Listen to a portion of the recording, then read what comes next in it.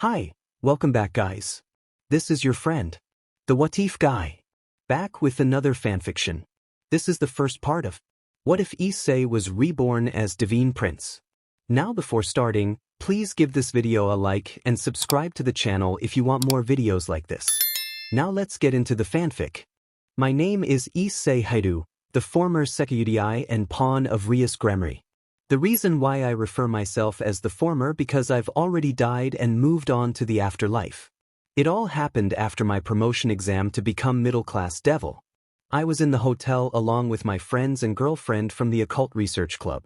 Though it seems that it was nothing more than a group of high school students enjoying themselves after taking a stressful test, which it originally was, there's more to it than it appears.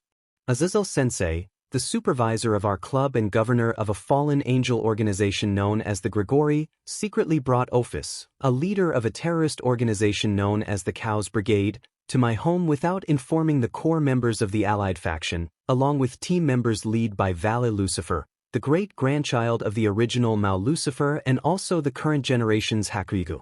Together we were ambushed by the Khaos Brigade's hero faction leader Cao Cao, descendant of the original Cao Cao from the Three Kingdoms and possessor of the strongest sacred gear, true Longinus. Cao Cao made a deal with Hades to capture Ophis and used the power of the ultimate dragon slayer, Samael, to steal Ophis's power.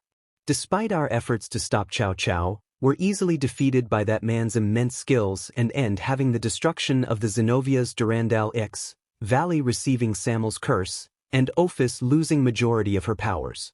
Cao Cao treated soon after and we were dealt with the grim reapers of Hades. We calculated a plan to escape the fake dimension that Cao Cao trapped us in and were almost freed till Shalba Beelzebub, leader of the old Mao faction and descendant of the original Mao Beelzebub, appeared with hero faction member Leonardo, who possess a high-tier Longinus called Annihilation Maker, and forced him to release Balance Breaker along with kidnapping Ophis. I stayed behind to chase after Shalba while everyone else escapes the fake dimension. I found Shalba overpowered him easily, although I was poisoned with an arrow of Samael's curse. I tried my best to stay awake from sleeping away to my death, however the curse got to me and now I'm dead. To make matter worse is that I died a version. Damn it. I wanted to at least had EC with Rias and Akino-san once before I died. I just recently started a relationship with Rias. I can't experience a life of having a girlfriend. Now I'm dead I can't have a CC. I can't make children with Zenovia. I can't feel the BRST of none of the girls in the occult research club. Being dead is Arg, how could fate be so cruel? Partner? Can you hear me? Drake? Is that you? Did my memories perchance become zombified within the darkest depth of boosted gear and you're communicating with nothing more but a fragment of my real self? No Ise, you're not dead. You're alive. Alive? For a minute there I didn't believe what Drake was saying till I opened my eyes. The darkness I've been staring at was nothing more but my close eyelids and the first thing I saw through my eyes was unfamiliar gray ceiling. I'm alive? I murmured, sounding completely weary and shocked. I slowly moved my haggard hand and placed it on my cheek. I quickly gave myself a slap so hard that I could hear the sound echo in the room. Ow! I groaned, rubbing my sore cheek that I just slapped. That hurts. Wait a minute. That hurts. Wait, I'm alive. I truly alive. Drake, we did it. We defeat Shalba and came back home in time to remove the curse in time before it could kill me. Partner about that. Before Drake had a chance to say something, something came into my mind. Drake, where am I? I slowly lifted my back off from the bed and checked around the room I was in. It was completely dark. The only lights in the room out from the thin space between the door and its frame, plus sunlight coming out through window nearby my bed. I can clearly tell that I'm not in the underworld. The light of the sun is a weakness to the devils and I clearly tell that I'm not at home in my bedroom. The ceiling was completely different and the room was smaller than the old I share with Rias and Asia. And there was something odd about myself. Since I became a devil, I had the ability to see in the dark, yet parts of the room is so pitch black that I can't see so clearly without squinting my eyes or approaching it closer to get a better view. Plus there was something else. I feel completely fine. Like if nothing really happened to me at all. I don't feel fatigued or pain in my body. For matter of fact, I feel completely refreshed after getting some rest. Drake, can you elaborate on this? Yeah, about that, partner. The door opened before the awkward-sounding Drake could even say anything to me. There stood an old-looking maid, looking completely shocked to see me, and dropped the bowl of water in her hands. She looked completely flabbergasted as she cupped her mouth. Her eyes started to tear up as if she was suddenly relieved to see me or something. "You're awake," she murmured. She slowly approached me by the bed and touched my cheek. "Oh, Luff, you're truly awake." She quickly rushed out from my room and shouted out, "He's alive! The young prince is alive!" Young prince? What is she talking about? Issei, there's something I need to show you. The boosted gear materialized into my left arm. The index finger of the boosted gear pointed directly to the drawer with a mirror above it. "Go see the reflection of your window," Drake requested in a serious tone. Reflection? I got off from the bed and head to the drawer. At first I didn't understood what Drake was saying to me about my reflection till I see what I was looking at through the mirror. What I see through a mirror wasn't what I suspected to see. Instead of seeing my reflection, I see the reflection of a young handsome man around my age with messy black hair and beautiful jaded eyes. His skin is slightly tanned and his body is slender. Why do I see a reflection of this man instead of myself unless? I slowly placed my hand on top of the mirror, where the reflection also did the same thing. I still didn't believe it and thought the mirror was magical mirror that was playing tricks with me. So I decided to yank a piece of hair from my head. There I brought that single hair right to my face to see that the hair I just yanked was completely charcoal black. I immediately flinched at the spot, shocked to the fact that I'm no longer exactly in my own body. I slowly staggered backwards, trying my best to calm myself down on what just occurred. "Drake, what the hell happened to my body?" "I don't know," Drake confessed, also sounding unsure how I ended up in a different body. "One moment I'm witnessing your death of Samael's curse, and the next I knew both our souls were transferred to this body, where you have complete control." So you have no clue how I ended up in this body then? "No, but I have a feeling that the original owner of this body was supposed to be your successor." Successor? That's right. When owner of a sacred gear dies, the sacred gear goes immediately to the next random person. But if this body is my successor, where the hell is he? And why am I in control of his body? As I asked myself multiple questions inside of my head, the old maid rushed back in. She seemed to be out of breath, but that doesn't stop her from dragging me out of my bedroom. "Hey," I said, pulling arm away from the old maid. "Where exactly are we going?" The maid stopped for a moment to catch her breath. "We're going to see your great-grandfather." "Great-grandfather?" "Yes," the maid said, looking a bit concerned. "What's wrong, my prince? Don't you remember your great-grandson of Irish deity Luff?" "Luff? You mean the Irish deity Luff, who's said to be in the top 10 strongest beings in the world?" I asked in an exaggerated, loud tone. I heard about the top 10 beings in the world before from Sensei and Valley. After meeting with Hades, I decided to look up the rest of the top 10 members in my own. Along with Ophis, Sakra, and Hades, there is also Shiva, Vishnu, and Brahma from the Hindu faction, Thor from the Norse faction, Aten from Egyptian faction, Typhon from Greek faction, and Luff from Irish faction, though Fenrir was also considered to part of the top 10 till he lost his powers, and Ophis probably no longer on the list too since she lost majority of her powers as well. The ones I encountered so far were Fenrir, Hades, and Ophis. Though my first encounter with them were somewhat unpleasant, nevertheless I was very fortunate to meet them face to face. "Yes," the maid nodded to my question with a puzzled expression. "What's wrong, Prince Leo?" "Leo?" I asked, wondering if this was the name of this body's owner. Now the old maid looked at me dubiously. She placed both of her hands on top of my cheeks and rested her forehead on top of mine. She leaned her head back and examined me carefully with her hand under her chin. You seem to be fine to me. However, you behave as if you don't remember anything about yourself. Well, you did just wake up from a coma, and there's a chance you might still be lighthead or dash." "Coma?"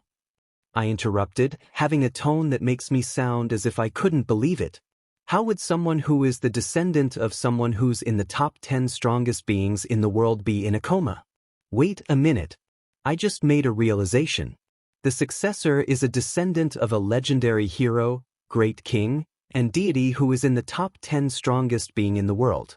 Vale, who is the Hakuryu, was a descendant of a powerful and wicked Mao who once ruled over the underworld. They're bipolar opposite of one another, just like Draig and Albion. Hey, if Leo was my successor. Leo? Are you all right? I snapped out of my train of thought and looked back at the maid.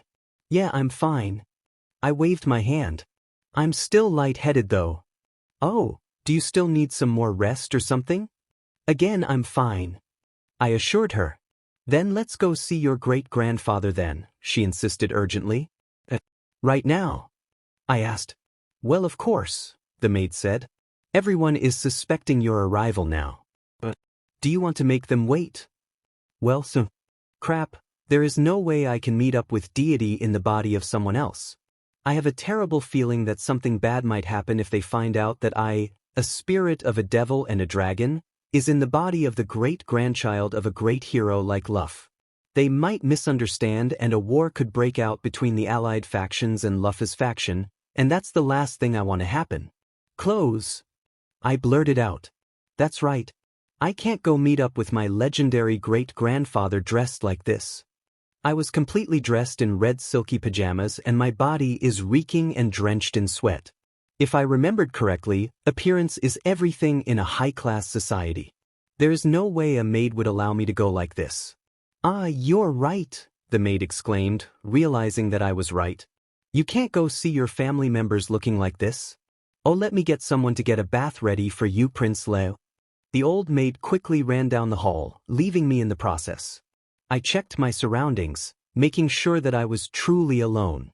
After making sure that I was truly alone, I quickly made a break for it in the other direction, but stopped at the end of a corner. I realized that I have no idea where I'm going. I don't know where I am or how I could escape. I don't have a single clue how to get back home to everyone else. I just buy myself some time, but I don't know what to do with it. Do you have any suggestions, Draig? I mentally said that while looking down to my left hand. Well, you could consider either confessing to Luff the truth or try winging it as this Leo person. So those are the only options I have left then. There is no way I'm able to wing it being Leo due to the fact I don't even know the guy. The only thing I might able to talk things over with Luff then. Now that I have time, I could think of a proper confession that won't make Luff have any misunderstanding of the situation. Oni-chan. I flinched from hearing a sweat-innocent voice behind me. I turned around to see a young girl who appears to be in an elementary school. She had long blonde hair that went down her waist and lovely green eyes with a shade that matches with the eyes of the body I'm using. She was dressed in fancy green medieval dress and had many extravagant clips on her hair. She slowly came up to me. Oni-chan. She referred to me very cute, innocent-like. Is that really you? Well. I averted my eyes to the side to avoid looking directly and rubbed the back of my neck. I'm making sounds with my mouth, however there is no actually words were coming out from my mouth. Oh crud. How the hell am I going to explain to this innocent little girl that I'm not her Oni-chan? Maybe you should just be frank with her and tell her that you're a spirit of a devil who has taken over the body of her comatose brother. That's not funny, Draig. I'm being deadly serious over here. Who said I was joking? Oh, shut up. I screamed loudly at my left arm with an anger expression on my face. It took me a moment to realize what I just done. I glimpsed down at the trembling little girl who looks she was going to wet herself. I knew by fact I needed to do something before this started to cry. So without even thinking this through thoroughly, I crouched down to the girl's height and placed a hand on her shoulder. Sorry I shouted earlier. I apologized to the young girl in the most awkward manner with a funky-looking smile. I'm still lightheaded. Leo's little sister stares back at me with the cutest confused expression on her face and then her eyes widen like she noticed something odd. She jerked my hand off her shoulder and slowly backed away, terrified. You're not him, she murmured quietly. You're not Oni-chan. I don't know how this girl discovered that I'm not Leo just by looking at me, however I wasn't liking how this was going. I needed to say something so this girl won't have any misunderstanding of me, yet when I took one step forward and moved my hand towards her, she ran away from me. "Hey, wait," I said, starting to run after her. The young girl made a turn at the end of the hallway. I also made a turn as well, but when I arrived to the new hallway, she was completely gone from my sight. Where did she go? There wasn't a single door in the hallway, and it's also a dead end. Did she go through a secret passage or something before I turned the corner? I was going to check if there was a secret passage, but I couldn't as I heard footsteps heading my way. "Ah, there you are." It was the old maid that I met in Leo's room who showed up from around the corner. She made an unpleasant face when I looked at her. She marched up to me and yanked my ear tightly. "I let you out of my sight for 1 second and ended up going missing. What the hell were you doing wandering around the halls while your family are patiently waiting for your arrival?" So sorry. I felt lightheaded and tried to head back to my room. I lied while trying my best to endure the pain of my ear being yanked. She yanked my ear harder than before. "Please. I just checked your room and you weren't there." So sorry. I wanted to stretch my legs. I swear." The maid lets go of my ear and glared at me with a stern expression. "Tisk, you're really being a thorn in the side, you know. Come now, you have take your bath." The maid now dragged me to a room with a big bath. It's larger than the bath in the Hayuda residence, and things like the ceiling, the wall, and the equipment are made gorgeously, and even the ornaments are made in a flashy way. There are also tropical plants, so it makes it look like a jungle bath. There are hot water pouring from the mouth of a dragon statue, and there are Irish's symbols and paintings on various parts of this bath. "So what are you going to do now?"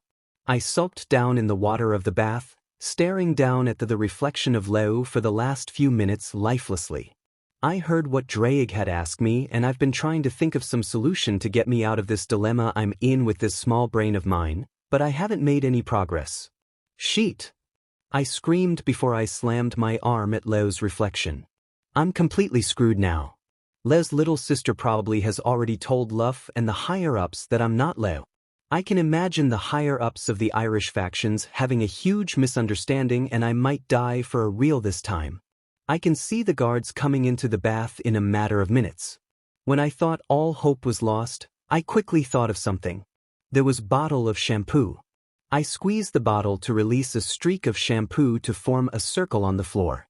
I took off the cap and tapped the bottom of bottle, release a huge puddle of shampoo right next to the circle I made. Next I tapped my index finger into the puddle and started to draw vigilantly. "Wait, isn't that the insignia of the Gunmare clan?" I said, smiling on how perfect I was able to create the Gunmare clan symbol with nothing more of a bottle of soap in one whole try. "Oh, I see what you're planning to do. You're going to try to summon someone from the Gunmare clan to help you escape," Drake said, sounding very impressed of my plan. "That's right," I nodded. "I just hope it works though." I placed a hand on the insignia with my eyes closed. I thought deeply of every member and servant who part of the Gunmare clan. When I reopened my eyes, the Gunmare insignia started to glow a crimson light.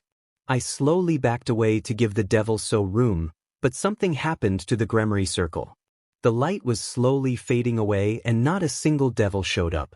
After seeing that it didn't work the first time, I decided to try again. However, the crimson light didn't show up like the first time. What's going on?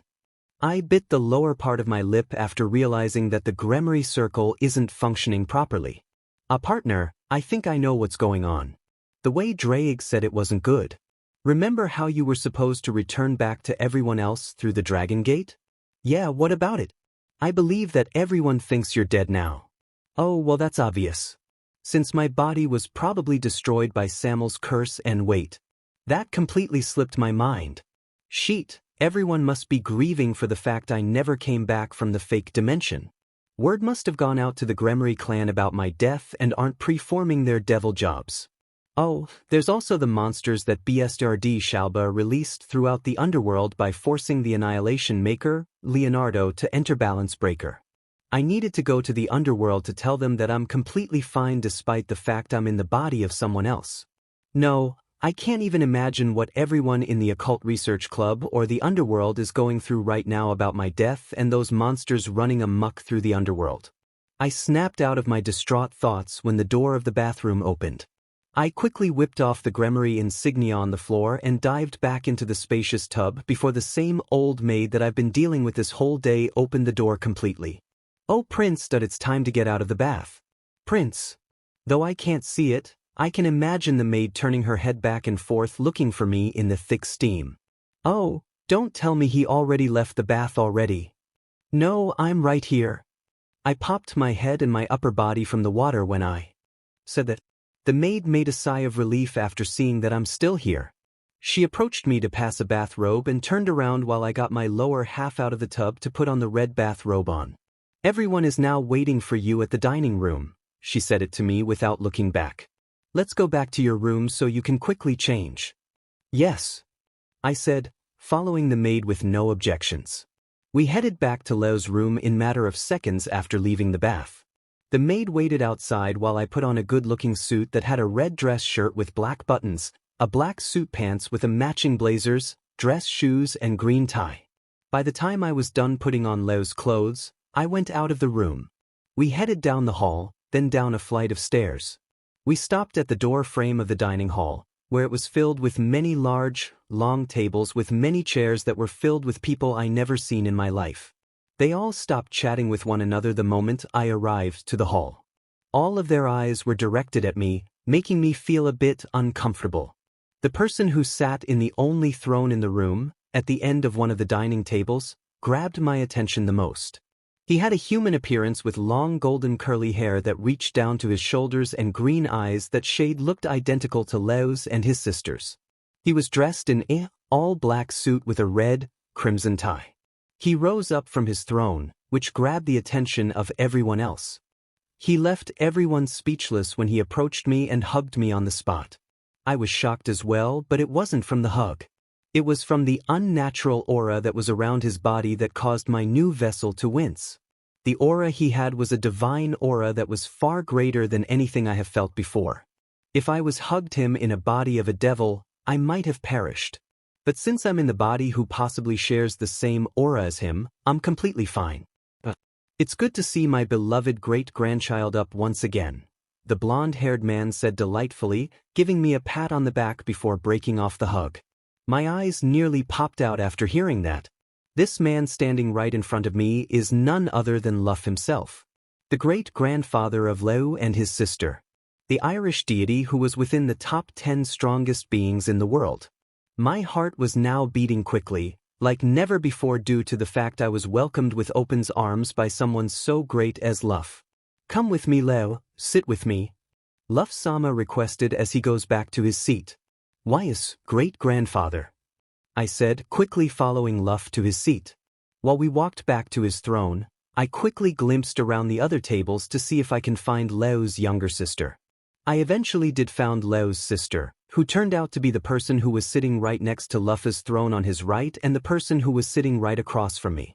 She glared at me with cold, narrow eyes the moment I sat down. "Bark." I winced once more due to the loud bark coming from a giant white wolf that stood right at Luff's throne. It started to snarl at me as it was a territorial Kennedy who was growling at someone to get off of their turf. "Whoa, down Phalanus," Luff said, stroking the white wolf's head playfully. "Don't you remember him, boy? It's Leo." The wolf known as Phalanus stopped snarling at me. It didn't stop giving me a sour expression in its eyes. There I can clearly tell that it knew that I wasn't Leo either. I looked up to Luff, who seemed to be rather puzzled at his wolf's behavior rather than me. This is where I'm also getting puzzled. If Leo's sister and Phalanus were able to guess that I'm not Leo at all, then why hasn't Luff? In a matter of minutes, Luff got back up from his throne again, carrying a glass of wine and spoon. He used the spoon to lightly tap the wine glass to call everyone's attention, though he already had their attention the first place. "Brethren, today is a day for celebration," Luff declared as he put his wine glass and spoon down. "As you all can see, my beloved great-grandson, Lelo Gifs, has awakened from his long slumber. Is it me, or has the warm atmosphere making me awkwardly uncomfortable? I'm starting to sweat and I kept on tugging at the suit's collar. My throat was getting dry, so I ended up chugging down all of the water in my wine glass as Luff continued his speech. I barely paid attention to Luffy's speech. Mostly because I'm thinking about everyone back in the underworld and how I should be there with them trying to find a way to destroy the monsters created by the Annihilation Maker instead of being here. Leo? Is there some wrong? It took me a blink of a second to remember where I was. I raised my head to see Luff, who had his hand on my shoulder and appeared to be very worried about me. Huh, was the only I was able to say out of my mouth. You seemed troubled for some reason, Luff pointed out. Is there something bothering you? I took a moment to think things over. After deciding what I to do, I took in one last breath and get up from my chair. Yes, I told him. There is something that is bothering me. What is it? Luff, is there anything I can do? Weiss, I said, bobbing my head. However, I'd rather speak with you in private. Luff pet his head in confusion. All right, let me get everyone out of here then. Luff quickly dismissed everyone from dining room, including the guards and his wolf. He created a special barrier around entire dining room so no one from the outside could come in or hear through the walls and such. After everyone was gone and the barrier all set, Luff took a sip of his wine and looked at me with concerned eyes. Tell me, Leo, what's on your mind? The moment he said it, I sighed. That's the point. I'm not the person you think I am. Leo, what are you talking about? Luff asked, unsure where this conversation is going. I swallowed all the remaining of the saliva in my throat and summoned the boosted gear on my left hand. I'm not your great-grandson. My name is Issei, the secretary of this current generation and the pawn of the current heiress of the Gunmare household, IseXHarem. I cowered and closed my eyes the moment I confessed the truth to Luff. I prepared for the worse after what I told him. However, nothing happened to me. After a few seconds, I told Luff the truth. I reopened my eyes to see that Luff, with his back turned, going to one of the dining tables to refill his glass. He turned around without saying a single word to me. He drank the wine in his cup into one whole sip before he even said anything to me. So you're the ridiculous Issei dragon of the underworld, huh? He asked me in a casual manner as if our conversation was nothing crucial. My daughter sees your show a lot. She's a big fan. Thank you? I said with a sheepish grin. I slowly walked up while clearing my throat. Excuse me, Luff-sama, but you seem to be… What? Unfazed? Nonchalant? Or maybe I knew that you weren't my grandson the moment you woke up? Did you think about that? He asked, speaking in a sour tone. I raised a brow. What are you talking about? Luff grabbed the entire wine bottle from the table and had to lay down on his throne like it was nothing more than a sofa. I was aware the whole time that my grandson's body was eventually going to become the vessel of some pitiful soul. I just didn't know whose soul it was going to be. I was baffled, but I wasn't sure if I was more baffled at Luff already knowing that I wasn't his great-grandson the moment I woke up in his great-grandson's body or Luff's surly behavior. Wait, you knew that I wasn't your great-grandson this whole time? I asked after I got over my shock. If you knew that I wasn't Leo, then why didn't do anything the moment I woke up? Luff stopped midway from taking a sip of his wine bottle when I asked that. He put the bottle down on the ground and fixed his lying posture to a sitting posture of a proper king sitting on his throne. He started to chuckle suspiciously, that made me wary of him. Why haven't I done something to you after your awaking? Why didn't I do something the moment I saw you walking in my beloved great-grandson's body during the dinner party? Why haven't I done something to you right now? The answer's so simple really. Why do you think I haven't done something to you, Issei dragon? I don't know. I shrugged. And you'll never will, Luff said slyly with an egoistic sneer in his face. Believe me, you'd enjoy being a descendant of someone like me. Oh, what makes you think that I'd enjoy being grandson then? I asked skeptically with my arms crossed. Oh, I know what type of person you are, Issei dragon. Luff snickered dubiously. You're a man who's driven by his hormones and seeks the companionship of multiple women. I winced on the inside the moment he said one of my greatest weaknesses. Oh? What about it? I said awkwardly. Well, I'm a holy deity who approves of polygamy. Luff smirked. You can marry all the beautiful women you want. Polygamy. Blood squirted from my nose the moment I imagine all of the multiple pure beautiful women in my head wearing wedding dresses, grabbed my attention to see who would lay in bed with me first. Maybe playing Luffy's grandson won't be that. Hey, wait a minute. Stop tempting me. I cried loudly up into the air. I ran up to one of the dining tables and used one of the glasses filled water to splash myself right into my face. I quickly calmed after I took a moment to inhaled and exhaled some air. I looked back at a very bored Luff, who drank a sip of the wine. Listen, Luffma, though your offer seems nice and all, but I'd rather go back home to my friends, I said with pleading eyes. Luff didn't say a single word to me. We stared at one another in awkward silence for a while. I was about to open my mouth to say something, but Luff got up from his throne and advanced towards me. You'd rather give up a life of being prince who could have everything he desires for your old life as a servant of some wicked devil?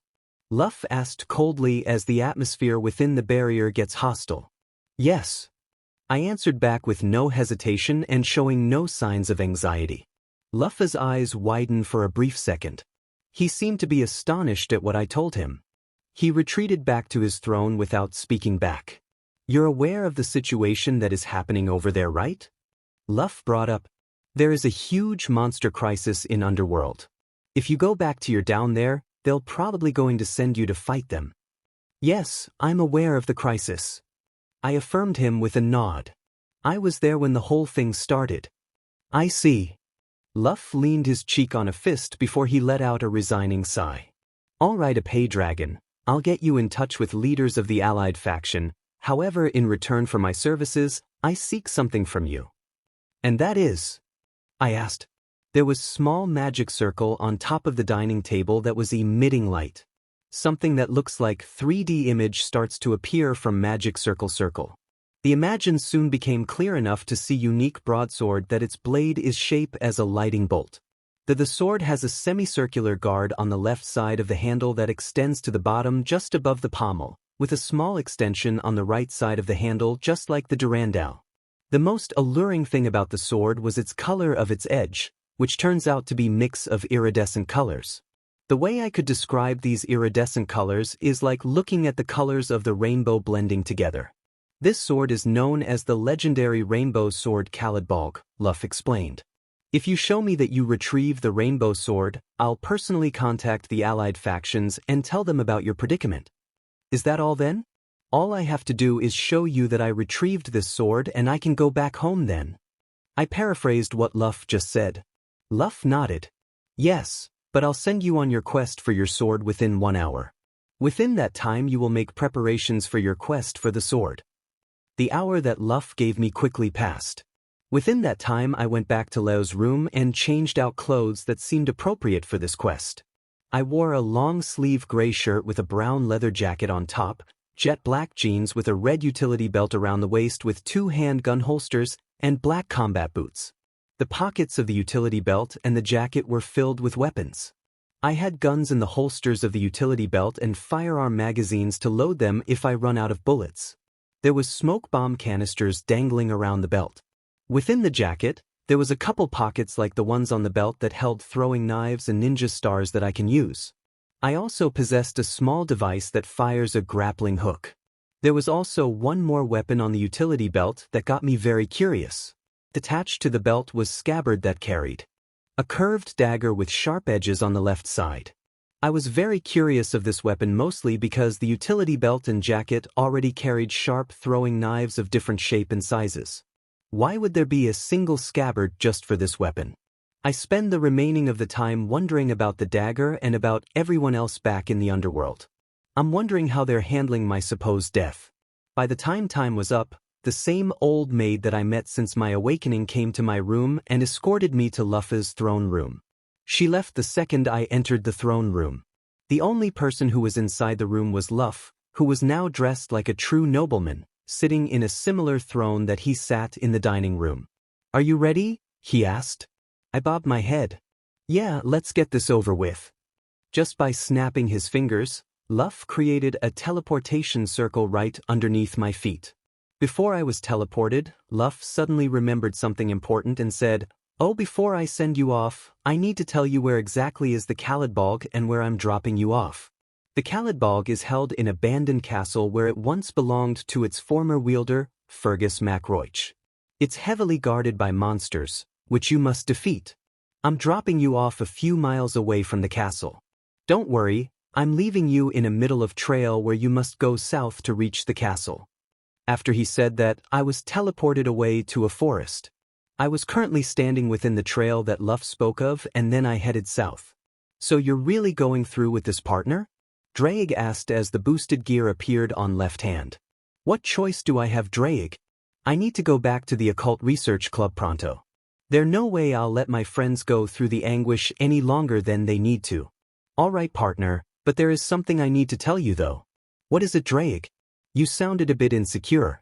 You no longer can access your Triana or your True Queen to do missing your evil pieces. Well, that was probably a given since it was thanks to Beelzebub Sama, who adjusted my evil pieces to allow me to access the power of illegal move Triana or my Crimson Cardinal promotion in the first place. Is there anything else you have to say to me? Yeah, you no longer have access to use even the scale mail either. I stumbled forward and fell face first to the ground the second Draig confessed to me the terrible news. I became completely horrified when I got back up from the ground. I stared back down at the boosted gear, gawking due to the shock I'm still in. What do you mean I no longer can use BBBB balance breaker anymore? I stuttered. Oh crap, I'm starting to shake and sweat all over Leo's body now. Partner, calm down. I have a perfectly good explanation why you can't go into balance breaker. Draig said, trying his best to sound calm as possible.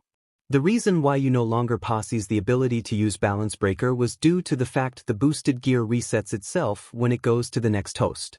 When you died, the boosted gear reset itself along with your past predecessors being sealed up again till their awakening from Juggernaut Drive. That explains a lot. And my body did certainly got destroyed, so it makes sense for the boosted gear will reset itself and go to its next host. But Dimon, how the hell am I going to retrieve the Khalidbalg without my scale mail? Well, there is one thing you still have. What is it? Blade. After being chanted out from the boosted gear, a familiar blade drew out releasing a holy aura. Wait, I recognize this blade. It's the blade of the dragon-slaying Ascalon. The sword is still within the boosted gear after all this time? Well, yeah. Apparently everything that you put in the boosted gear also get transferred to its new host unless you remove it. Draig explained. You'll probably be alright with Ascalon when you face against any dragons on your way to retrieve the Khalidbalg. I made an unpleasant face when Draig said it. I wasn't sure if I could retrieve to the Khalidbalg without my scale mail. I become very reliant on the scale mail ever since I was able to obtain it by touching Rias's B. Now that I no longer have access to it, I wasn't sure if I can fully believe I can obtain the Khalidbalg without it. After walking for over an hour on the trail, I stumbled upon a dark, creepy-looking castle that you see in a RPG video game. I stopped at the entrance of the castle, where there was huge channel of water that divided off the castle and where I stand. I was about to reach for my grabbing hook device till the castle's wooden drawbridge lowered itself to the ground. I warily walked across the bridge while carrying a gun in each hand. The moment I walked inside the castle, the drawbridge closed itself up, nearly giving me a heart attack in the process. I examined the drawbridge to see that there was no string attached to it, and it must have moved by its own like magic. I had a feeling that it won't lower itself again, so I can't escape unless I go take what I'm looking for. I headed forward to the entrance hallway, which was quite dim to see you through and quiet. Too quiet. So far I haven't met any monsters that Luff talked about. Maybe flesh. I'd spoken too soon. From behind, I sensed the presence of 3 teleportation circles. What came out from the circles were creatures that I never seen before. Actually, one of the creatures I do recognize. There's a headless knight riding on a zombified horse within the trio that appeared from the magic circle. It was a Dullahan. I remembered it when I saw the one with Kyome Senpai. But the other 2 I couldn't recognize. One of them is a hideous-looking dwarf and the other is another zombified human who's completely scrawny and had a completely famished look. He also looked a bit transparent as well. Partner, be careful. Draig warned me solemnly. The one who looks like a dwarf is a Abhartak. These guys are powerful spellcasters, so be careful. The scrawny-looking creature is a fear Gorda. Don't let him lay a finger on you. He's a dangerous phantom that seeks he life out of you if he touches you. Thanks, Drake. At least I know what I'm facing against. I smiled bitterly as the stare-off between the creatures and me began. Boost. I had the boosted gear out summoned while my other hand carried a loaded gun. So far the monsters haven't made a single move yet, and neither have I for the last few seconds. Boost. One of them actually made a move. Was the IseXHarem, who created a magic circle with its hands. Then the famished Fear Gorda and Dullahan began their charge against me. I leaned backward and started to fire the gun. I was able to fire a perfect headshot to the IseXHarem's head before he conjured any spells. I then redirected my gun at the Dullahan, who continued to approach me. Boost. I dropped my gun and draw out a couple throwing stars from the utility. I threw a perfect shot right into the horse's eyes. The blinded horse neighed in pain as it gets up and stands on its hind legs, causing the rider to fall off. Ascalon. Blade. The blade of the Ascalon came out of the boosted gear. I quickly charged to the standing horse and moved the blade of my Ascalon right on top of its head, slashing the horse into two halves. Boost. I drew the blade back into the gauntlet and gathered aura, forming a cannon on the boosted gear. With a little concentration and energy gathered into my cannon, I fired a dragon shot directly at the Dullahan. Kaboom! Without realizing how much power I gathered into that shot, I was blown away by the collision of Dullahan making contact with my dragon shot. I was about to hit the ground. I was sure that I was going to hit head first to the ground, but as if it pure instinct, my body reacted on its own and spun itself around into 180 and landed on my feet perfectly. Drake said, sounding completely lost for words. I was also lost for words on what I just did. This is the first time I've used firearms and using throwing knives. And I was sure that I couldn't land myself on my own 2 feet. However, what just occurred right now? Was I able to do this because I was in Leo's body? Partner, look out. I just blinked for a sec and the Fear Gorda was staring at me right at my face. I quickly take out the other gun from the belt and began firing away, yet the bullets were going through the Fear Gorda like a ghost. The Fear Gorda is a real ghost. Drake said. You only a way to can exterminate with magic or magical items. Oh, so that's how I can defeat then. I pulled back to create some distance between us. Blade. I drew out the Ascalon for a second time with a coat of holy aura all over its blade. I juked the Irish phantom by swinging my sword vertically. The creature vanished into thin air after the Ascalon went through its body. My legs went a bit wobbly before I fell on my hands and knees. I began to pant and sweat heavily after experiencing that. There was definitely no way I would have been able to fight like that before. I usually fight with my fists, however what just happened right now? Did you had something to do with me fighting like this, Leo? Maybe it was the body? Drake suggested. Maybe it was still accustomed to the way it used to fight when Leo was in control. You probably haven't adjusted to this body yet to your full control to your liking. That seems reasonable for now. I'm fine with this new fighting style for now. Sure, I won't get used to it now, but if I can retrieve the Khalidbalg, then I'm fine with it. I didn't get up till I got my breath. I went to pick up the gun I dropped on the ground before heading off to search for the Khalidbalg. Hours have passed since I entered this castle and so far I had no luck in finding the Khalidbalg. Every room I looked in was filled with more Irish, Celtic, and Welsh mythological creatures. I've been using the weaponry that I acquired in Leo's room to fight them all. Now all I have is just 2 more magazines and a dozen of throwing knives and stars in the utility belt. I still haven't used the grappling hook device or the dagger that has its own scabbard yet. I was about to give up hope till I walked inside the throne room. Huh, I said, sensing something abnormal in the abandoned room. I checked around the entire throne room, however I found a single lead of this abnormal feeling I'm having. I decided to sit down on the throne to get a small rest after spending hours searching for a sword or trying to find that abnormal presence in the room. Where could it be? I asked myself.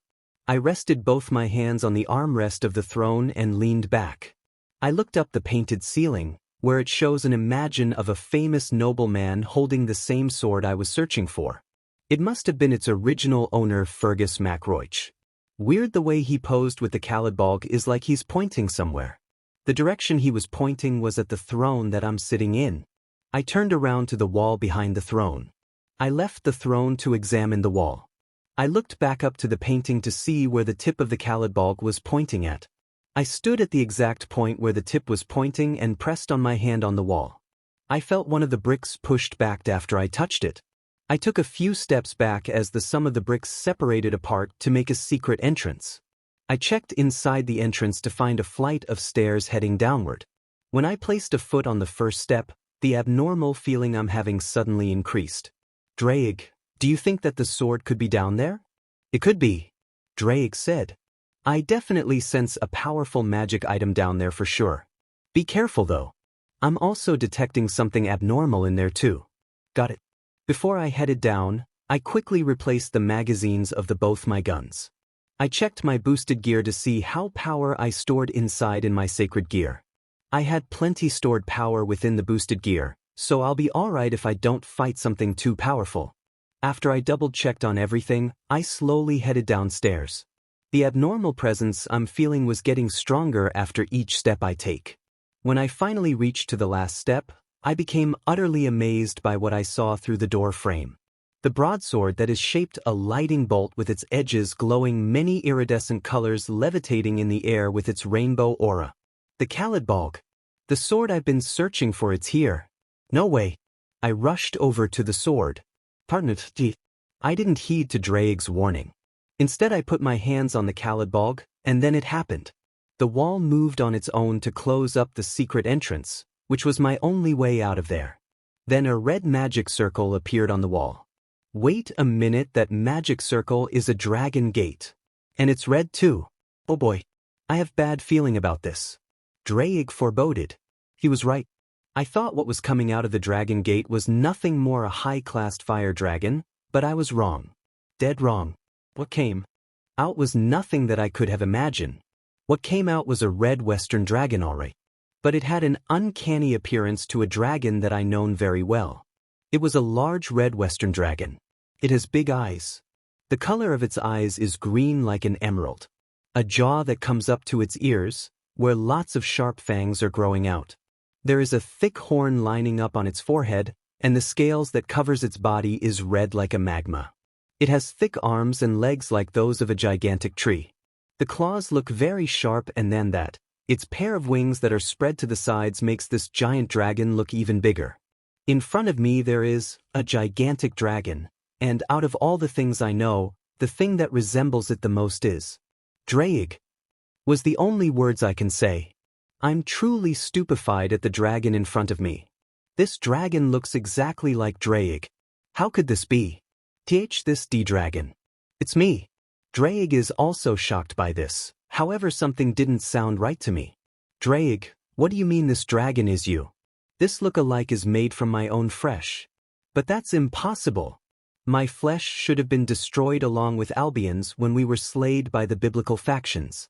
So you're saying that this dragon possesses your flesh?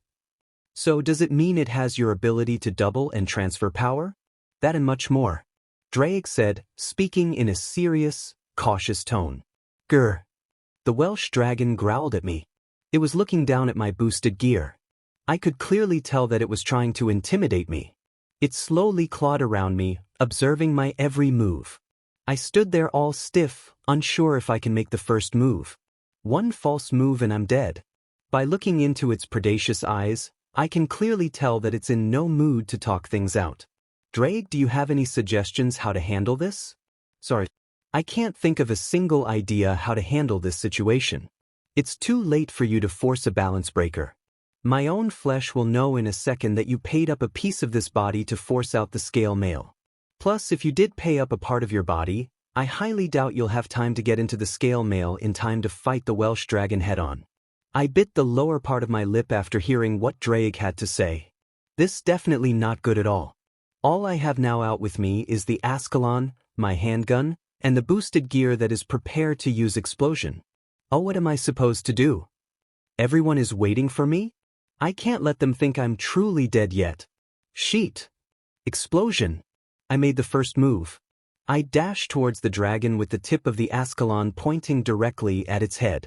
The dragon hissed at me as it began to breathe out fire. I quickly dodged by performing a high backflip. I landed back on my feet and pulled the trigger of the handgun. Grarg! The Welsh dragon roared, taking the bullets head-on, but no damage is happening to him. The Welsh dragon then came at me with great speed. Before I realized it, it came from behind. I was prepared to turn around to swing the Ascalon in retaliation, but Welsh dragon smacked me with the back of its claw, crashing into the wall. Everything goes blurry as I slid off the wall. The last thing I remembered before blacking out was the Welsh dragon curling its body around the Khalid bulk. Weird. I'm having two strange dreams.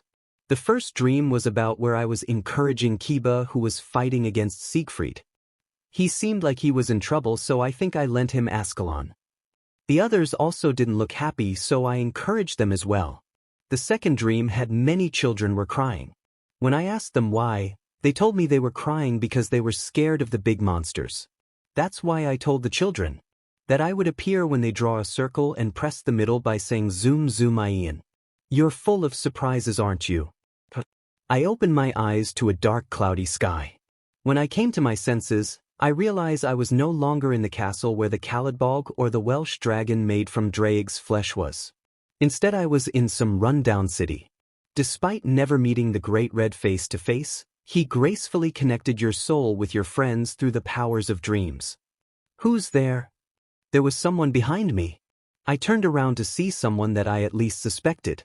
There was a young man with long black hair and light green eyes. His slim tan body figure with some muscular features. He was dressed in the same clothes as I was. I completely astonished that I couldn't speak a single word at the man who stand at the end of the road. So we finally meet at last, IseXHarem, the enigmatic young man said.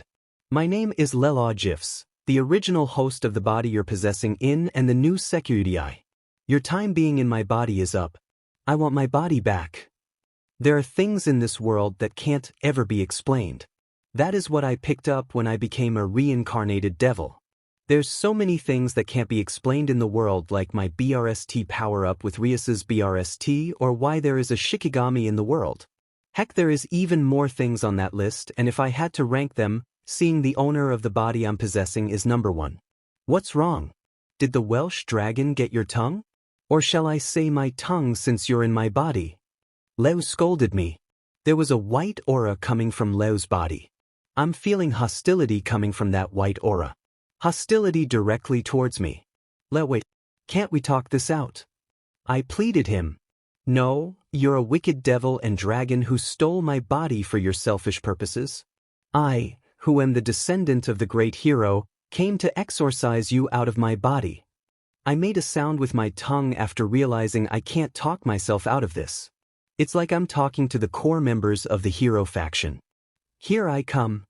Leo disappeared on the spot. I felt his presence from behind. But I turned around in the nick of time.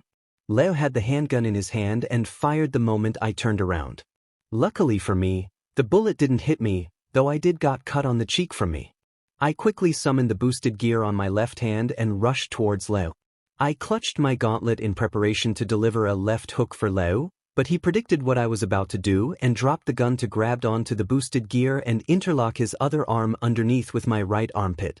He then hit my abdomen by using his knee. He kneed me so hard that I ended up coughing out blood. You're pathetic. Leo removed his arm from my armpit and flipped me across the road. I ended up hitting a window, into a building and landing on the floor. Partner. I heard Draig's voice as I tried to get back up as I hold on to a table for support. Draig? Where in the world are we? I asked, wiping the blood from my mouth. You're within the depths of the boosted gear. Wait, if we're in the realm of the boosted gear, why can't you just come and rescue me? I can't, partner. There is a strong barrier that prevents me coming in and saving you. A barrier? Did Leo had something to do with it? So is there anything you can do? You still have access to my powers, and since you're within the realm of the boosted gear, you have access to all the powers within it.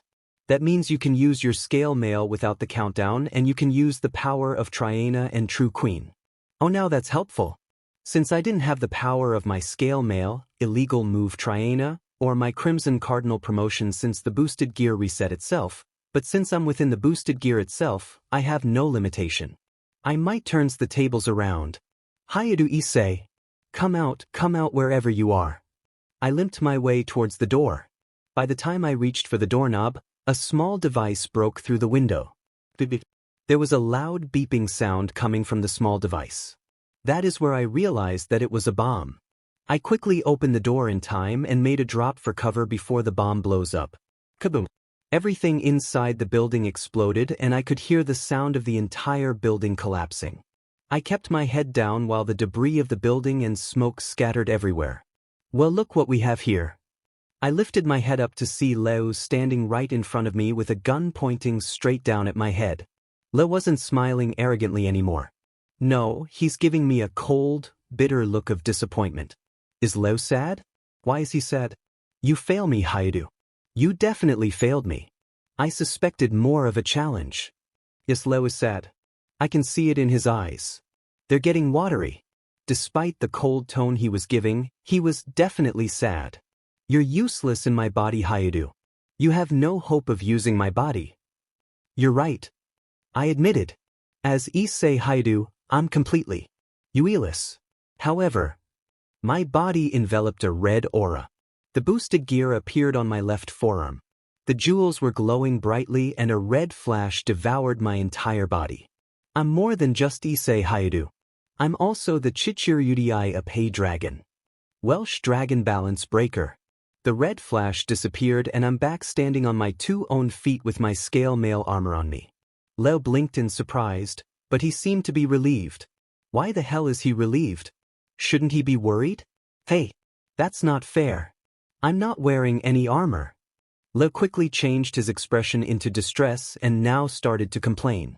He began to fire his handguns, but it has no effect on me since I'm wearing my armor. I began to approach Leo slowly, who decided to abandon his guns and picked up one of the smoke grenades. He took out the clip and threw it to the ground. The entire town gets covered in a deep, black smoke. It didn't bother me though. I quickly cleared the smoke away by summoning my dragon wings and flapped them to blow the smoke away. Once the smoke was gone, I could see Leo with the dagger that had its own scabbard. There was something coming from that dagger. It's aura. And not an original aura either. It's a holy aura. Oh shit.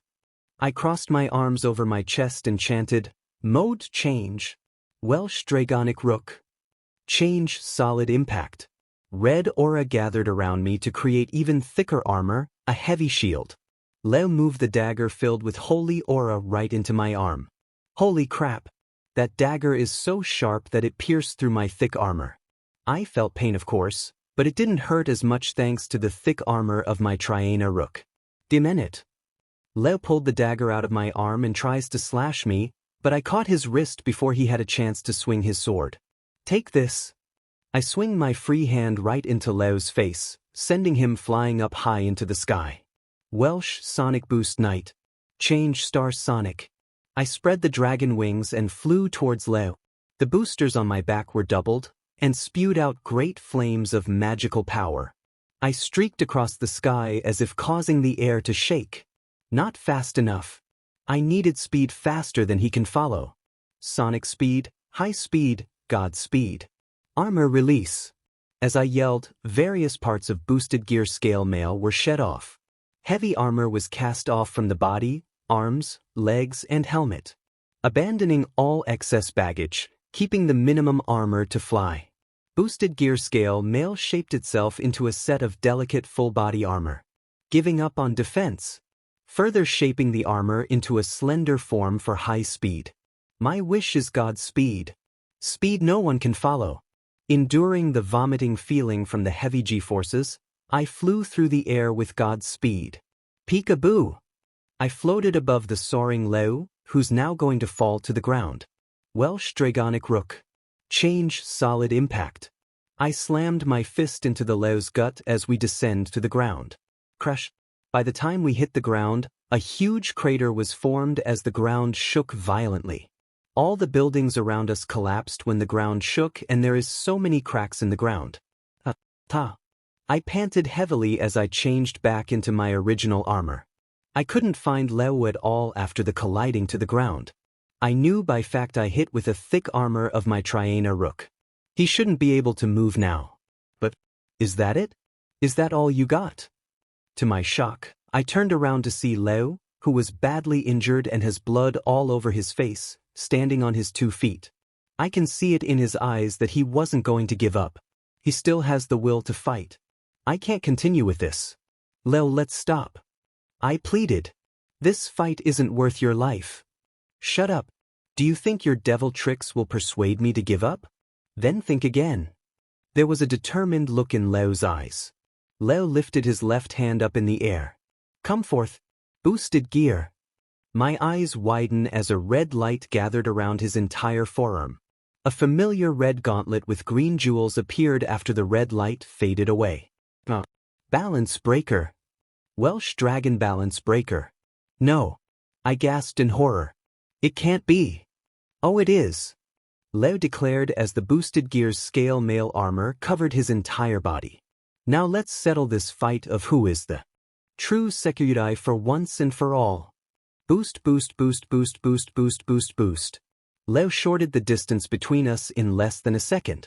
He went so fast that I couldn't see him. By the time I was able to see him in my view, Leo already had his fist a few centimeters away from making contact with my chest. I didn't understand what he was doing at first till blade.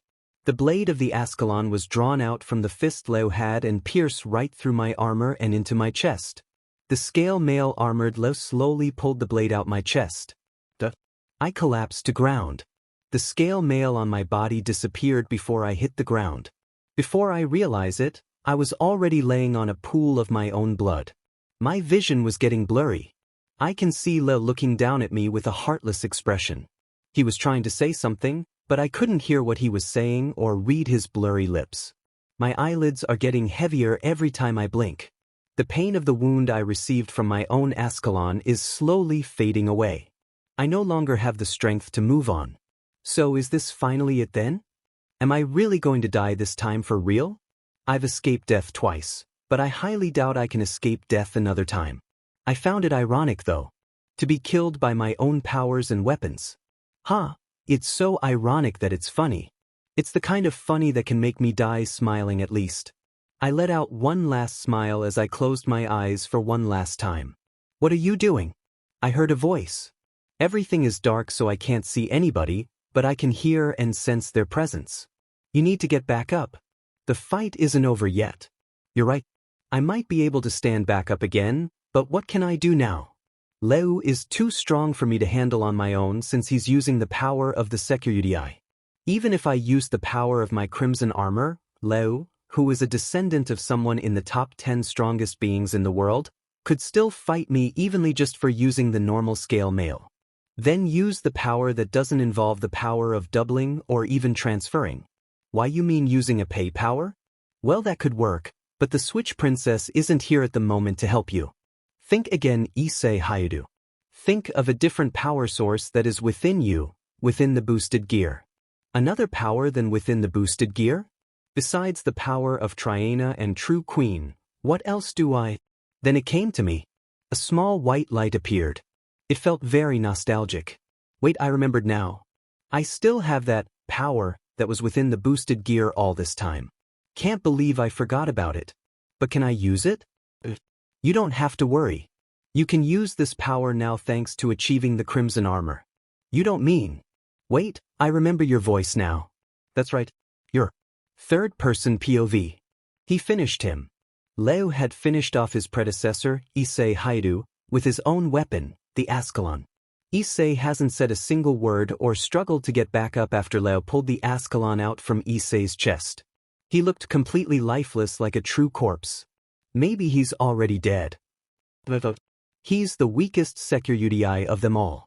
He wouldn't be able to handle the dragon-slaying power of the Ascalon, let alone being stabbed in the chest. Maybe I went too. Leo stopped his thought when he noticed a white aura enveloping around the body. He backed away when he noticed the body of Issei was levitating off the ground. What the? Leo asked to himself as he noticed a white gauntlet coming out from Isei's right hand.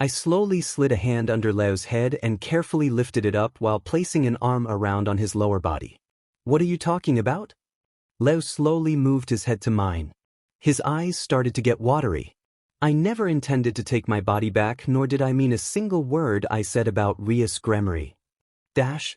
I'm completely flabbergasted. I couldn't believe what I'm hearing. Leo never intended to take this body back or meant what he said about Rias? I was about to say something, but Leo continued. I hated this world and what it transformed me into. When I learned word that I was going to become the next security after you, I decided to preform a special spell that allow your soul to come into my body. Wait, you're the reason why I woke up in your body? I asked. But why? Here, let me show you. Leo placed his hand on top of mine. Wait, what is that? I felt a great surge of pain coming into my head. There are flashes of memories that don't belong to me coming into my mind. At first I didn't understand what this was till I realized what was happening. I was receiving Leo's memories. Leo is the BSTRD child whose deity father is the grandson of the original Luff and his mistress mother was a normal human. Since Leo was an illegitimate child, he was greatly discriminated against and mistreated by the people of his clan, except for Luff's daughter who Leo treated her like his little sister, and a servant girl who was Leo's first and only love. He withstood the hardship living in his household thanks to his great-grandfather, his aunt, and the love of his life, and proved himself worthy to be the descendant of Luff. Despite proving himself a worthy member of his clan, there was some who still disapproved of Le entering their clan since he was a BSTRD child and an abomination to them. They tried to get rid of Leo multiple times, but failed. Leo survived one way or another to get back home. Since those who disapproved of him failed to kill him psychical, they decided to target the ones he loves. Since they couldn't do anything to the daughter of Luff or Luff himself, they decided to attack the next important person in Leo's life, his true love. They kidnapped her and Leo went to rescue her. And by the time he arrived where they were keeping her, it was too late. Her body was tortured and her mind was broken. She wasn't the same person she used to be before her kidnapping. She died 3 days later by suicide because of what she had become during her time as a tortured prisoner. Her death greatly affected Leo and it made him mad with vengeance. He later hunted down those who were responsible for his lover's kidnapping and discovered the conspiracy against him. He found the members of those who tortured his beloved and killed them off one by one and achieved his vengeance. However, I couldn't find solace in myself after eliminating the traitors in my clan. Leo said as his tears began to pour down his cheek. I couldn't become the person I once was before the kidnapping happened, and I know by fact I'll never see the love of my life again. I have no purpose in life and didn't want to live in this world, but I couldn't commit suicide. I didn't know what to do till I heard of you. Me? Yes, Leo nodded. An oracle came to me and told me that I was going to become the next security after you died. She told me what day and time I'll receive the power of the boosted gear. I realized that if I become the security then more tragedy will burden me, more than I wanted, and so I decided to do something about it. A few weeks before your death, I performed a powerful spell that allowed your soul to come into my body when the boosted gear came to me, which led me into a deep coma. By the time your body became useless, your soul came into my body's possession. So why did you fight? What was the purpose of that? I asked. I wanted to see if you were worthy or not to possess my body and the powers that came with it. Leo explained. I nearly gave up on you, though you proven yourself worthy of having my body, my powers, and my name. That's why I'm leaving everything to you. I'll leave you my body, my memories, all of my abilities and powers, and so much more. Leo's body started to fade a lot faster that he looked almost transparent. Leo, it's going to be all right, Issei Hayudu. Just because my soul is fading away, but it doesn't mean I won't live on. Leo moved his quivering finger and placed it on the center of my chest. I'll live on within you. So don't cry. We'll be as one. The city around us soon is starting crumble and the ground started to shake violently. The field around this world is getting consumed by a bright light that is heading towards our way. Hey Issei, can I say one last thing to you before my spirit fades away? Leo. Sure Leo, what is it? Zoom Ian. After Leo said that, the light came to envelop us both. Everything's now black now. I realized that I was no longer within the realm of the boosted gear, but back into the real world. I knew it because I sensed presence of the Welsh dragon that possesses Draig's flesh was right in front of me. I know now that my eyes are closed and am no longer lying on the ground. I let out some air through my mouth and reopened my eyes to see that I was standing on my own 2 feet while wearing the red and white scale mail armor I wore to fight Leo. After fighting against Leo, I should have barely any strength to fight on, yet I don't feel fatigued at all. Instead, my strength is replenished like never before. When I gazed on the Welsh dragon, it hissed at me. Hakuryuku. It growled, noticing the power of the Hakuryuku within my red and white scale mail armor I'm wearing. It increases its aura tenfold and it looked like it was about to strike me. I, myself, got into a battle position and increased my aura as well. Neither one of us made a single move for the last minute or so. It was nothing more but a dead cold stare down till one of us made a move. Partner. What is it, Draig? It's about your successor. What about Leo? You remember what he said before saying the last line of the Issei Dragon theme song? I did. Thanks to him, I was able to have access to Leo's memories, powers, and abilities he has left him. I felt like my mind became more wiser for some reason. Was it because I also received the knowledge he gave me? He's done something to the boosted gear before his spirit left. Oh, what's that? He broke the final trick and the forbidden attack that the boosted gear has. You don't mean? He must have believed that you might need it in the future. I see. Hey, Draig. Yeah. Let's use it. I understand. The chest and stomach area of my armor starts to move while making a sound and the appearance changes. I have something that is meant to shoot out something. The Welsh dragon noticed this. It decided to make its move and charged at me. I didn't move it at all as the aura gathered at my chest and stomach. Leo, this is for you. Massive amount of aura is shot out from my stomach by answering my shout. Longinus Smasher. Vast amount of aura which taints the whole room in crimson color envelopes Welsh dragon and tore through the wall behind it. After the Welsh dragon gets enveloped by the aura, I no longer sense its presence. When the crimson aura in the room disappeared into the air, the dragon was no longer in sight and the wall behind the Welsh dragon was also gone, revealing it to the outside world. I peeked my head out through the hole and noticed the status of the forest. It looked like the aftermath of wildfire. Man, I knew Longinus Smasher was powerful and all, but still. Don't use it repeatedly, okay? That's one of the forbidden powers that can even change the environment depending on the way you use it. Furthermore, a strong fatigue will hit you simply with a single use. That's scary. Yeah, I understand. I will use it with caution, but only if a time like that comes. I really did get my whole stamina drained after all. I'm barely able to stand and the new scale mail vanished. I turned to the Khalidbolg, where it was still floating in the air with the rainbow aura all over its body. I staggered with all the strength I had left towards the Khalidbolg. When I touched the handle of the sword, the Khalidbolg's rainbow aura vanished as the pull of gravity made the blade hit the floor. I took a knee and leaned a side of my body on the Khalidbolg. I looked at body of the blade and decided to look at the reflection. I still looked a lot like Leo and his eyes are red. Was I crying? Yes, I was. I was mourning over Leo's death when I came back to real world. But I won't let you down. With this gifted body you gracefully gave me, I'll use it to the fullest. You can leave everything to me now. Partner. Don't worry, Draig. I'm fine now. Leo lives on within me. I have his memories, powers, and experience. It's not like he's totally gone. Now then, let's take this sword back to Luff, Before I could tell Draig to absorb the sword into the boosted gear. There was a huge magic circle underneath me and the Khalidbolg. I covered my eyes with my arms as the light of the magic circle brightened. When I take my arms away from my eyes, I realize that the Khalidbolg and I were teleported to a different room. Don't tell me I have fight again. I no longer have the strength to fight on. I looked around to room to have my suspicion to be denied. I was in a bedroom. Good. Are we still in the castle? I don't remember seeing this room before. I noticed a casket made out of glass in the middle of the room. And there was someone inside of it. I was very curious to who it was inside and used the Kalidbolg as a walking stick to approach the glass casket. No way! My eyes widen up when noticed a beautiful young girl resting peacefully in the casket.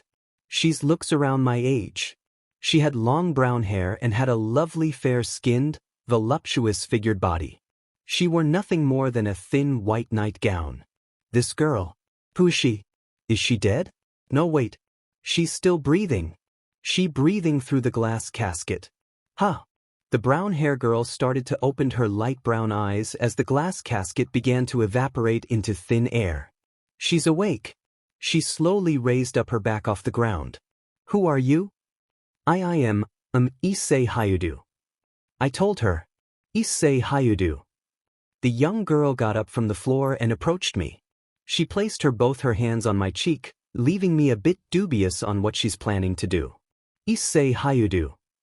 Her face slowly moved closer to mine. She rested her lips on top of mine. Wait a minute. She's kissing me. This girl who I just met is kissing me. The girl pulled her lips away from mine. Nice to meet you, IseXHarem. My name is Findabair, the daughter of Ailil and Queen Medb of Connacht. For achieving the Kalidbolg from the Welsh dragon, you've awakening me from my deep slumber. For awakening me from deep slumber, I, Findabair, will become your faithful wedded wife. Huh, was all I said in an idiotic tone. Beep, beep, beep, beep, ta, ta, ta, ta. I hearing the sound of a cardiac monitor and the loud sound of my own breathing. I slowly opened my eyes to see a blurry white image. My vision soon cleared up to see a white ceiling. I slowly moved my head to the side to see the cardiac monitor, and a 4-drop that was right next to the bed I was lying 4-drop was connected to my right arm. I noticed that I was wearing a green hospital gown rather than the clothes I had on when I went to search the Kalidbolg. Wait, if there is a cardiac monitor and 4-drop near to the bed I'm resting on and I'm wearing a hospital gown, does it mean I'm in a hospital? No, that can't be right. I just came back from to Luff's castle after obtaining the Kalidbolg. Luff was busy at a meeting with council of his faction and couldn't speak with me, so I decided to go to Leos, or shall I say my room, to get some rest till Luff returned from his council meeting. So how did I end up in the hospital then? I don't have any major injuries on my new body, though I'm greatly exhausted after using Longinus Smasher on the Welsh dragon back at the other castle. I still feel haggard. This isn't from my fight against Leu and the Welsh dragon. No, this is definitely from something else. If I have to take the 4-drop and being in a hospital, then it completely different else. There was the sound of footsteps approaching the room. I turned my head to see who exactly was coming inside the hospital room. When the visitor walked into the room, she became very shocked. I'm also very shocked to see the visitor myself. The visitor is none other than Rias. She dropped vase filled of flowers the moment our eyes made contacts. Issei. Rias. Rias sprinted and hopped on top of my bed. Oof. I exhaled some air as Rias landed on top of me. Oh, Issei. I'm so glad that you finally woke up. Rias placed her head on my chest and her arms wrapped around my body. Up? I asked, feeling a bit puzzled and lightheaded. I must be still exhausted. I finally woke up?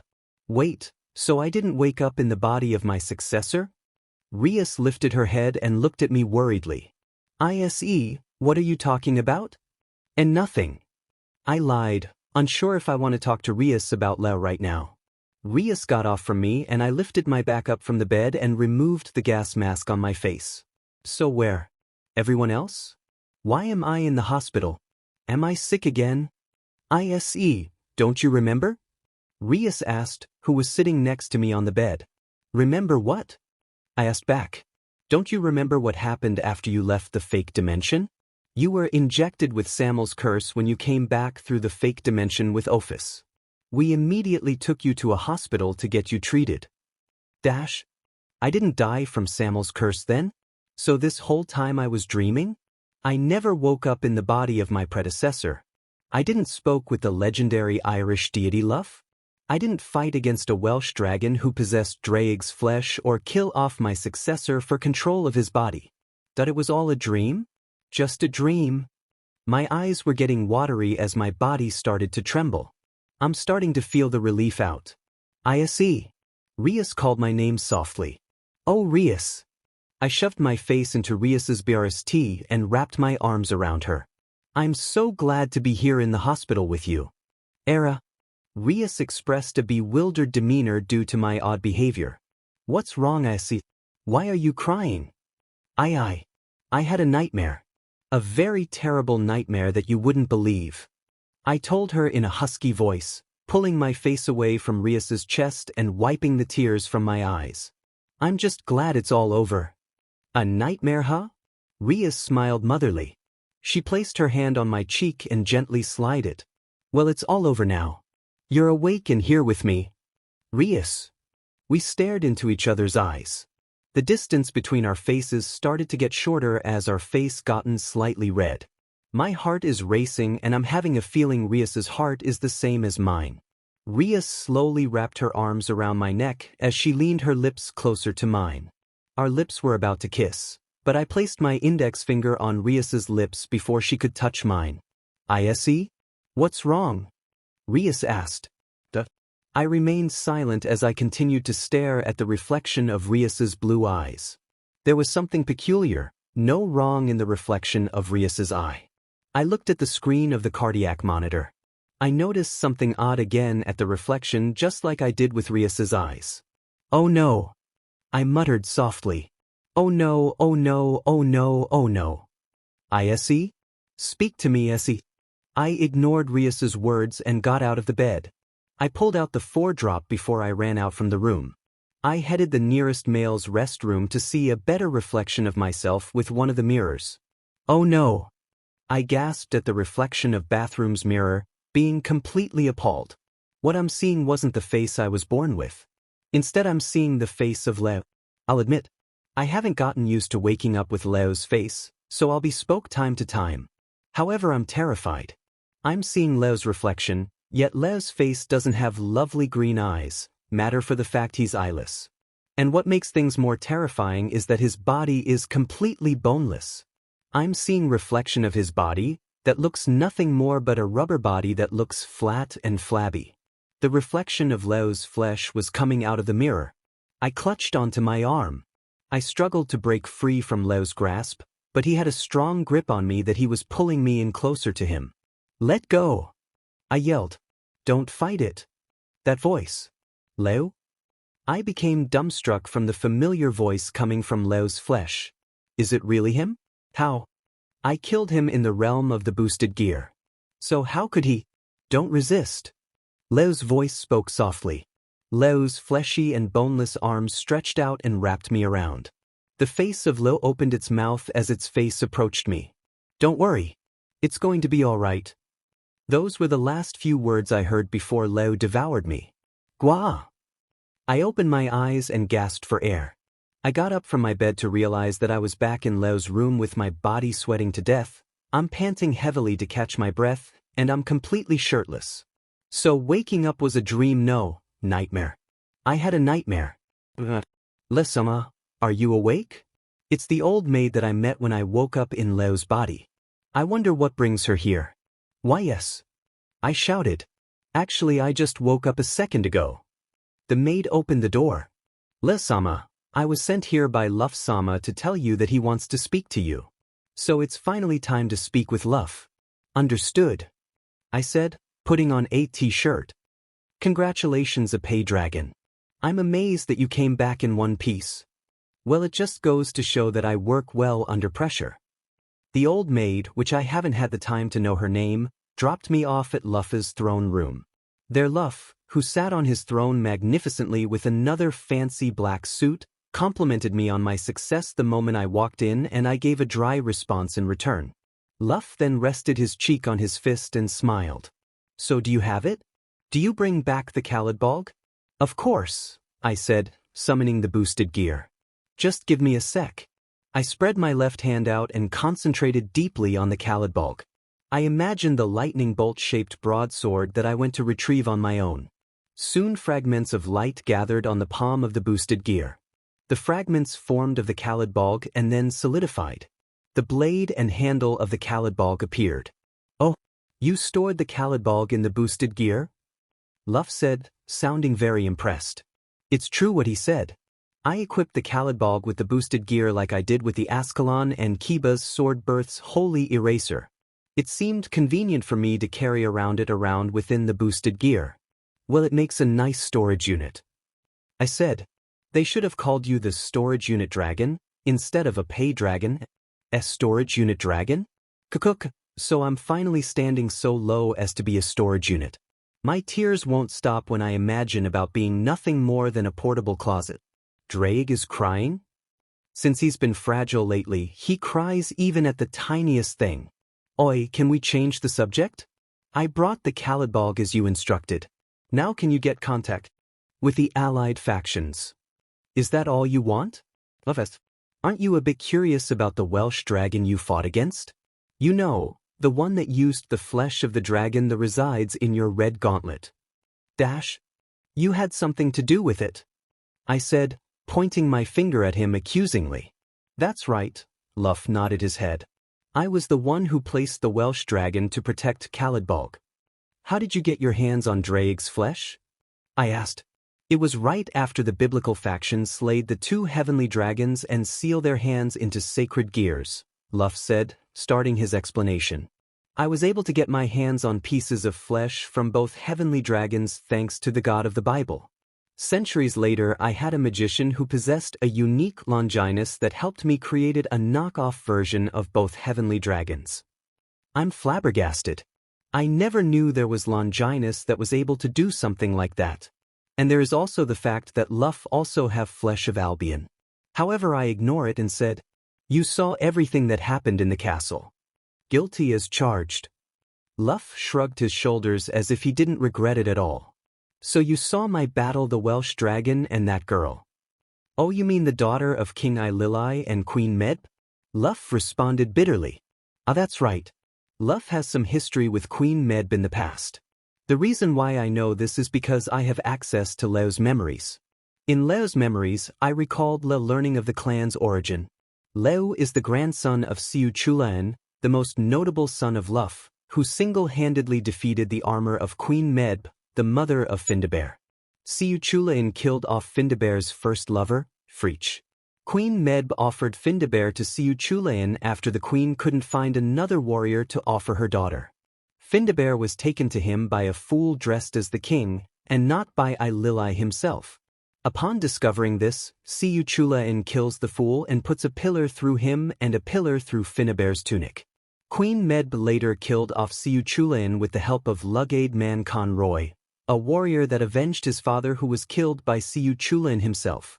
So do you resent Findabair for being the daughter of the woman who is responsible for killing your son and Leo's grandfather? I asked. Not really. Luff said after a quick yawn. Though he was my favorite child, I knew by fact he was going to be a troublesome kid. He was very arrogant, unfaithful, and stubborn. I knew he had it coming for the sins he committed as a hero and didn't feel much grief after Lugaid killed him.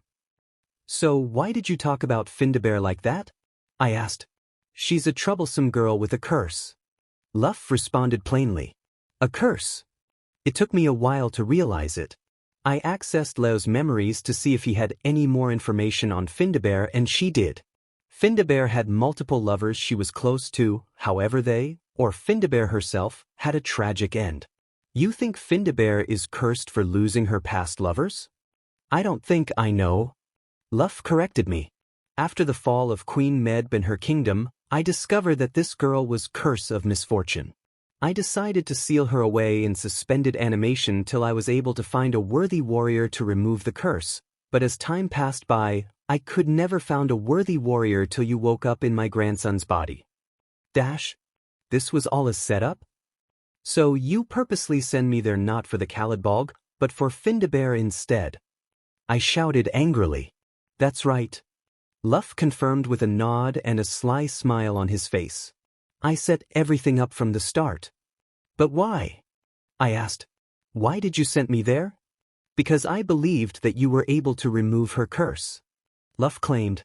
Oh, how did you know that I would be the one who can remove her curse in the first place?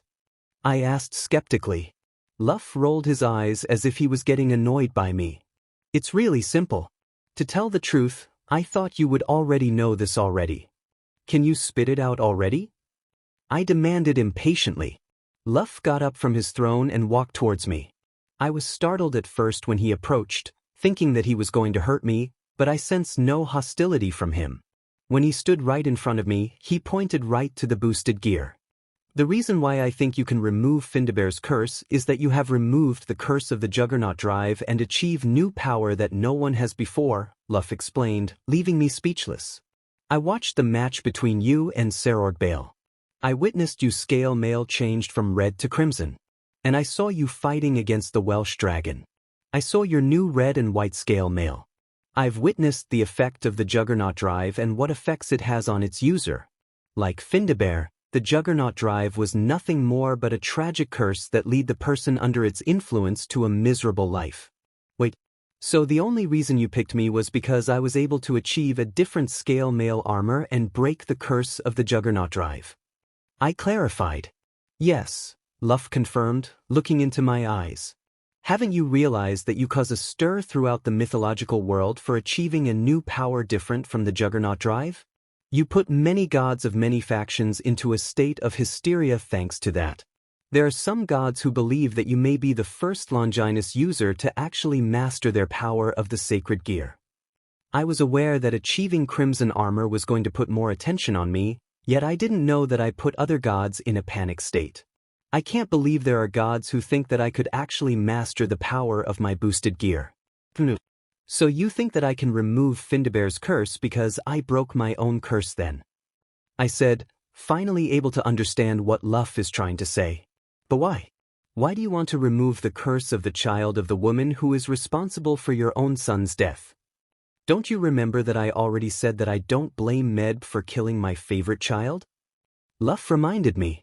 Siu Chulaen thought he could get away for all bullshit he did just because he was a hero and got what he deserves. So what about Findabair? Why did you want to remove the curse then? I asked. She's an innocent girl who became a victim to my son's ego. She was one of the few females who refused to give her heart out to Siu Chulaen and got punished for it. So I decided to help by removing the curse my son left on her. Luff explained, taking the Khalidbalg from my hand. Consider this girl as her goodbye present from me before going back to the allied faction. A goodbye present? Does he really think that Findabair is going to accept me for who I am if she learns about Rias and the other girls? Though I haven't told Findabair about already having a girlfriend or my dream of becoming harem king, I doubt she'll approve of my dreams. She'll probably hate me if she knows about that or that I'm in the body of the grandson of man who placed the curse on her. I need to have a discussion with Findabair about that later. She needs to learn the truth about me face to face before things get too complicated. Speaking of allied faction, have you got word from them? I asked. Of course, Luff said, heading back to his throne with the Khalidbalg in his hand. I've talked to the chief god of my faction about joining the allied faction, which he agreed to, after you retrieved the Khalidbalg and just spoken with the allied faction. My chief god and I were able to communicate with the allied faction, however. However what? I asked, raising a brow. I couldn't get in touch with none of the Maus, Seraph, and the Grigori members aren't available at the moment due to the monster crisis. Luff confessed. The monster crisis? Ashit. I completely forgot all about it since I was occupied with the Khalidbalg and Leo this whole time. We need to help them. I pleaded. There are lives at stake. If we go now dash. We're not going. Luff interrupted me. What? Why not? I demanded frostily. First off, going to the underworld without receiving permission will get you into deep consequences, Luff reminded me. Secondly, if I did send you to the underworld, there is going to be a huge misunderstanding between my faction, the allied factions, and the Khaos Brigade if you do show up in my grandson's body. If other gods, especially the ones that reside in heaven, finds out that you, a devil, is currently residing within the body of my grandson's body, it would put the world into even more chaos than before. Luff is right. I can't just show up and reveal everyone that I, a devil, is possessing the body of the descendant of a holy god like Luff's in the first place. Unless. Luff put his hand on his chin as he thought deeply of something. Yes, that could work. Luff, I said, walking up to his throne. What are you thinking of? Luff blinked as if he just snapped out of his concentration and looked at me. I have an idea, a pay dragon. How about you just changed your appearance to your old self with magic? That way I could just teleport you back to the underworld with no trouble with authority of the underworld. Changing my appearance back to the way it was? Yes, that could work. Leo was very talented in the use of magic. He must have learned a spell to change his appearance. If I do that, then Luff can teleport me into the underworld with no problem, however. I'm sorry. I sighed in displeasure. I have to refuse of changing my appearance. Why is that? I swallowed all the saliva and cleared my throat. I don't know how to say this properly, but I spoke with Leo after I was knocked out by the Welsh dragon. For a second there, I thought I saw something in Luff's eyes when I spoke of Leo's name. He continued to remain silent as if nothing big happened. To be more frank, we fought to the death for possession of his body. I confessed, looking down at my hands. I slayed him with the power of my new scale mail. My hands started to shake as I think back to the fight I had with Leo in the realm of the boosted gear. The image of me slashing Leo with the Ascalon is appearing inside of my mind over and over again. After I defeated him, I learned the truth. I continued, struggling to keep my hands stay still. I learned how I woke up in Leo's body. I learned how he used a spell on himself to allow me to enter his body. I learned of his past and the life he had. Not only do I have access to his memories, but I inherit his powers, abilities, and experiences. Leo gave me so much tea that I don't know how to show my appreciation except. Except what? I looked up at Luff with a struggled smile with my eyes getting watery. Except to keep the appearance of the man who unselfishly gave everything to a loser like me. I see. Luff leaned his head back to the throne and closed his eyes. He stayed like that for a while. He took in a big breath and looked up as if he was looking at the ceiling. I feel like I'm partially to blame for Leo's ruination. I lead him astray and had done nothing to stop him on his path of vengeance. When I found out that he was giving his body to you, I came too late to talk him out of it. When I found him, he was already in a deep coma, waiting for you to take his body. There was a small tear sliding down his cheek. Leo didn't deserve this. He never asked to be an illegitimate hybrid child from a noble clan. He never wished to be discriminated by his own family. And I know by fact that Leo never wanted to be a heartless avenger. You really did care for Leo more than your own actual son. There are more tears following down his cheek. Luff is literally crying out of sadness. He must be mourning for his great-grandson's death. I should have never allowed that child into my clan. Luff sobbed. He would have lived a better life somewhere else if he did. None of this would have ever happened if he was never raised here. He could have had a normal life and lived peacefully from this. But it's too late now. I failed to protect. To protect Leo. I wonder what would have happened if Luff did came in time to Leo's time of need. Would I really die from Samael's curse, or would I end up somewhere else? There are so many possibilities of what could have happened to me if Leo didn't give up his body to me. So what now? I asked after waiting silently for Luff to probably mourn for his great-grandson. I want to go help my friends and the children of the underworld, but I don't want to change the appearance of the man who gave me his everything. It's going to be fine, Luff said, whipping the tears off of his eyes. If they have the genius mind of a Juka Beelzebub and the power of Serzex and his peerage, they're going to be all right. However, there is a bigger danger than the monster crisis. More danger? I murmured. What's more dangerous than the monster's crisis in? It hit me. There was one person who I believe could a bigger threat the monster crisis in the underworld, the entire. And that person is Chow Chow. Saying that man's name gave me a nasty aftertaste in my mouth. Chow Chow, the man who is the possessor of the strongest Longinus, true Longinus, and the descendant of Chow Chow from the Three Kingdoms. Despite being human, Chow Chow is a terrifying opponent that you should never underestimate. I nearly died once by his spear, but I was able to take an eye from him. The second time I encounter him, he had his eye replaced with the eye of Medusa, but that wasn't the worst part. The worst part was that he brought something that we never expected. He brought Samael, the ultimate dragon slayer. He's a fallen angel and dragon hybrid that was sealed away in Cocytus. He used Samael to drain away a great portion of Ophus's power. Wait a minute. Ophus. Ah shit. I slapped myself in the face. I forgot about Ophus. I was supposed to save Ophus from Shalba in the fake dimension. I was supposed to return her back after I defeated Shalba, but that didn't happen when I got infected by Samael's curse and ended up in Leo's body. If it's the infinite, then don't worry about her, Luff remarked.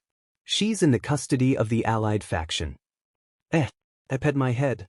Repeat that again? Ophus is in the hands of the allied faction, Luff repeated slowly. I was able to get news from the allied faction of how they were able to retrieve Ophus back along with someone's evil pieces after using the Dragon's Gate to get the Chichirudii a pay dragon back from a fake dimension. So Ophus is safe then. She must be in the protection of Azazel Sensei. Many believed that the capture of Ophus will bring the end of the Khaos Brigade, Luff continued. But you and I both know the truth. The chief leaders within the Alliance faction know the truth. When the other learn the truth, it's going to be too late. The Khaos Brigade will be reformed and the beginning of the end will begin. The apocalypse of the world will soon begin. Apocalypse? Do you really think Cao Cao will bring the end of the world with the stolen power of Ophus? I asked.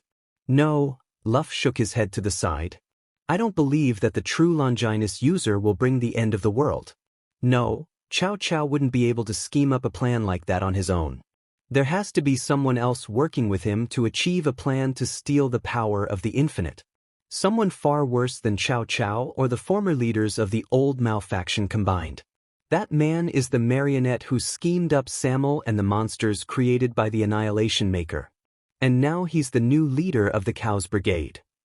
A bigger threat than Cao Cao and Shalba? So he's the responsible for all of this? The use of Samael's curse and the rise of giant anti-monsters? The weakening of both Valley and Ophus? Including my death? A pay dragon, I have proposition for you. Luff said, grabbing my curiosity. What kind of proposition? I asked. Just hear me out, Luff said, getting up from his throne. I want you to stay here within my faction for a bit longer. During your time here, I'm going to train you personally, preparing you for what's going to be the biggest war you're ever going to face in your life. So what do you say, Issei Haidu? Do we have a deal? Luff put his hand out towards me. For a moment I was shocked to receive training from someone from the top 10 strongest beings in the world. I thought for a second and realized how much this will help me. I may have obtained Leo's experience, however I haven't gotten used to this new body and what it has to offer me just yet. Plus there is a new subspecies balance breaker I just achieved. I want to try to learn how to use them both now. Maybe training with Luff will benefit me after all. Alright, I said, taking Luff's hand. When do we begin?